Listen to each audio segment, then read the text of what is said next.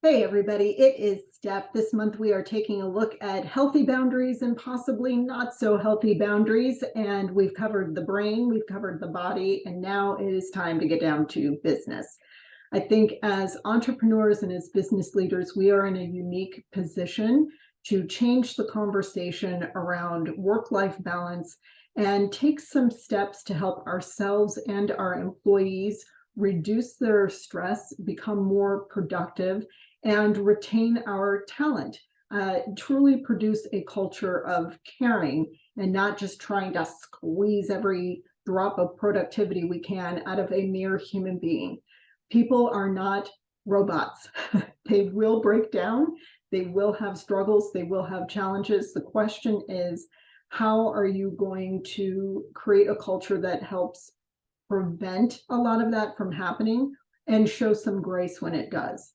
So one very common kind of cultural myth, I think, is that if you're a good person, you're going to be taken advantage of. Now, that only happens if you have really crappy boundaries. If you are a nice person who has good, healthy boundaries, no one is going to take advantage of you because you're not going to allow that to happen. You don't have to be a hard ass to accomplish that. That's a kind of like a cultural brainwashing that we've had, that you have to kind of lead like that.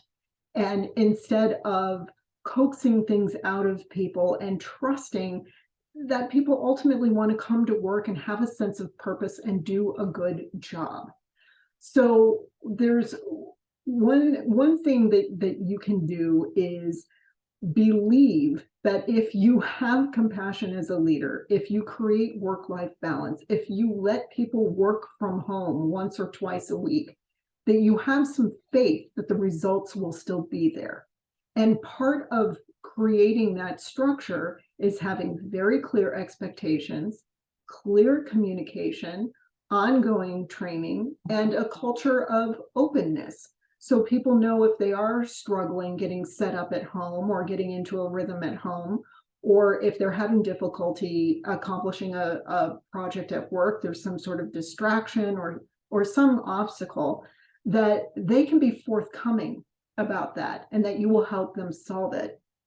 I think people are less productive, they are more sneaky and secretive, and they do take advantage of situations when they feel like they have to exist in the shadows somehow and hide their imperfections, because what's being asked of them is to show up without any connection to their personal life, any of their feelings, and they leave it all at the door.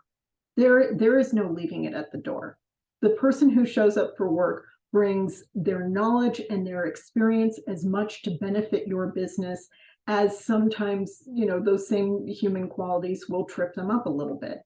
There is a very distinct difference between someone showing a chronic pattern of terrible behavior and drama and just an inability to do the job versus people who occasionally have needs outside of work. Maybe they need an accommodation to take care of elderly parents, or they need an accommodation because they have young families.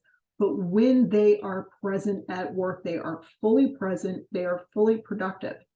So definitely one thing, if you take one thing away from all of this advice, is stop paying so much attention to every minute of every day and concentrate more on the results that your team is delivering to you. If they want to leave early to take care of a family matter, or they're just feeling a little crispy around the edges and they need a day off, but the rest of the time they are fully committed, they are positive, they are a great contributor and a great presence in your office, who cares? The result is the important thing, not the clock. And this is a very different way of thinking. This is really hard for boomer leaders in particular because they were conditioned to the clock. It's not their fault. Gen X kind of has a foot in both camps, but millennials, the largest living workforce, and now they're early to mid 30 somethings who are coming into leadership positions, that's how they think. And that is the direction that things are moving in. So you have a choice of how relevant do you want to remain as an employer? Do you want to stick to the clock, or do you want to learn how to be flexible and still achieve the outcomes that you're looking for? So that all wraps in with this theme this month of how do you maintain healthy boundaries and accountability. I'm going to have a continuation of this conversation next week, so stay tuned for a couple of more tips in addition to the stop watching the clock one. I hope that's helpful. Enjoy the rest of your week, and I will see you next Wednesday. Bye, guys.